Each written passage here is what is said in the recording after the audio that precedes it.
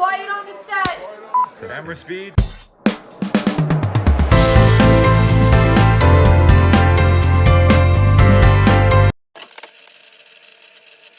Hello दोस्तों, मैं हूं जेसन रवि और आज हम आपके लिए लेकर आए हैं हिंदुस्तान के सिनेमा के जन्म की कहानी। आज भारत दुनिया की सबसे बड़ी फिल्म इंडस्ट्री है, जहां हर साल 2000 से ज्यादा फिल्में बनती हैं और हर कहानी एक नए सपने को जन्म देती है। लेकिन एक समय था जब सिनेमा लोगों के लिए बस एक अजनबी चीज थी, जब पहली बार लोगों ने स्क्रीन पर चलती तस्वीरें देखी थी। और तब कुछ लोगों ने सपना देखा अपना खुद का सिनेमा बनाने का।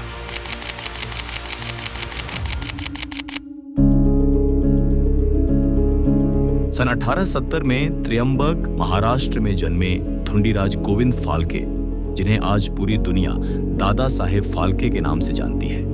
पहले वो एक फोटोग्राफर और पेंटर थे। उन्होंने बॉम्बे के जे स्कूल ऑफ आर्ट से आर्ट और फोटोग्राफी सीखी थी। शुरुआत में उन्होंने प्रिंटिंग प्रेस का बिजनेस शुरू किया, जहां वे इल्यूजन और मैजिक ट्रिक्स पर भी एक्सपेरिमेंट करते थे। फाल्के के जीवन का मोड़ तब आया जब उन्होंने लाइफ ऑफ क्राइस्ट देखी। उन्होंने सोचा, अगर ये लोग अपने भगवान पर फिल्म बना सकते हैं तो मैं अपने देवताओं पर क्यों नहीं बना सकता। उन्होंने अपनी सारी जमा पूंजी लगा दी अपने सपने पर।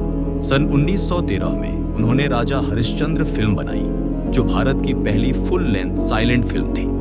हर काम उन्होंने खुद किया, writer, director, editor, set designer और सिनेमेटोग्राफर।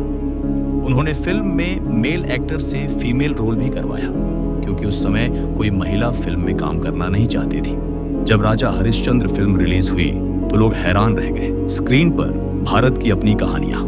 ये सिर्फ एक फिल्म नहीं थी, ये एक रिवॉल्यूशन था। फाल्के ने अगले 25 सालों में 90 से ज्यादा फिल्में बनाई, जैसे लंका दहन, कालिया मर्दन और सेतु बंधन। उनकी फिल्में पौराणिक कथाओं पर आधारित थी, लेकिन हर फ्रेम में भारतीय संस्कृति और विजुअल स्टोरी टेलिंग का नया अंदाज झलकता था। फाल्के ने दिखाया, सिनेमा सिर्फ सपना नहीं, एक सच्चाई है।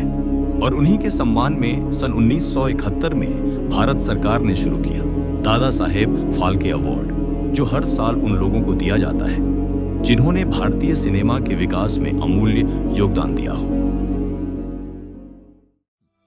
Can I call you pioneer of South Indian cinema?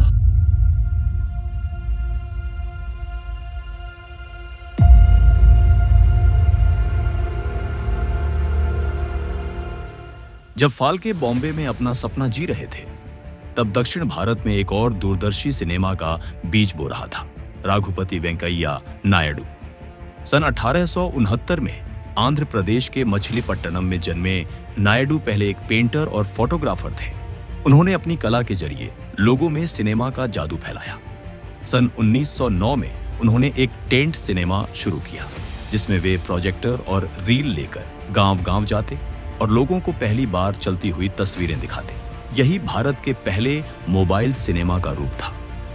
सन 1912 में उन्होंने मद्रास में गैयटी थिएटर बनाया, जो दक्षिण भारत का पहला स्थायी सिनेमा हॉल था।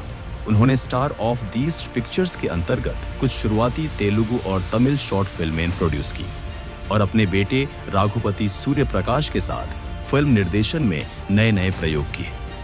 वेंकैया नायडू एक प्रयोगशील फिल्म मेकर थे। वे भारतीय विषयों पर शॉर्ट डॉक्यूमेंट्रीज बनाते थे, जैसे धार्मिक जुलूस, सांस्कृतिक उत्सव और स्थानीय आयोजन। उनका विजन था, सिनेमा सबके लिए है, हर गली हर बस्ती के लिए। इसीलिए उन्हें कहा जाता है the father of south Indian cinema.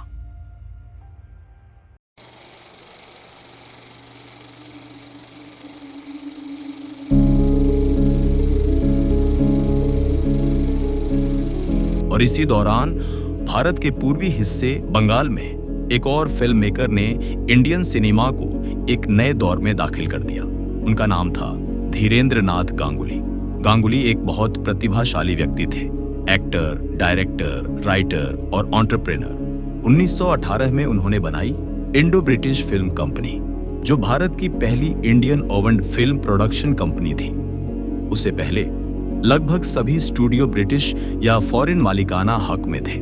उनकी पहली फिल्म बिलाट फेराट एक कॉमेडी थी, जिसमें एक भारतीय आदमी इंग्लैंड जाकर पूरी तरह बदल जाता है और वापस आकर अपनी पहचान से दोबारा जुड़ने की कोशिश करता है। ये फिल्म सामाजिक संदेश के साथ साथ मनोरंजन भी देती थी और यही था गांगुली की फिल्म मेकिंग का अंदाज, meaningful cinema with an Indian soul. उन्होंने साधु और शैतान, भ्रांति और यात्रिक जैसी फिल्में बनाई जो यथार्थवाद और सामाजिक व्यंग्य से भरपूर थी। गांगुली कैमरा को एक ऑब्जर्वर के रूप में इस्तेमाल करते थे। वे चाहते थे कि सिनेमा लोगों के जीवन का दर्पण बने। उनका यही दृष्टिकोण आगे चलकर फिल्म मेकर्स जैसे सत्यजीत रे और मृणाल सेन के लिए रास्ता तैयार करता है। गांगुली ने सिर्फ बंगाल में सिनेमा नहीं बनाया, बल्कि भारतीय कहानी कला को एक नई सोच दी कि फिल्म सिर्फ मनोरंजन नहीं, एक ऐसी कला है जो सोच बदल सकती है। फाल्के, नायडू, गांगुली 3 अलग शहर, 3 अलग भाषाएं, लेकिन एक ही जुनून सिनेमा को भारत की आवाज बनाना। इन्होंने न पैसा देखा न सुविधा, सिर्फ अपने सपनों और हिम्मत से एक पूरी इंडस्ट्री खड़ी कर दी। ये थे वो लोग जिन्होंने कैमरे के जरिए भारत को अपने आप से मिलवाया। उन्होंने सिर्फ सिनेमा नहीं बनाया, उन्होंने एक पहचान दी, भारतीय सिनेमा की पहचान।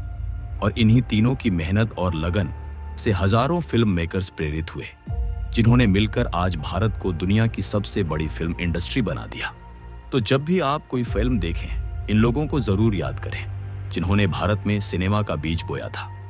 यहीं से शुरू हुआ था एक दौर जिसे दुनिया आज जानती है, भारतीय सिनेमा के नाम से।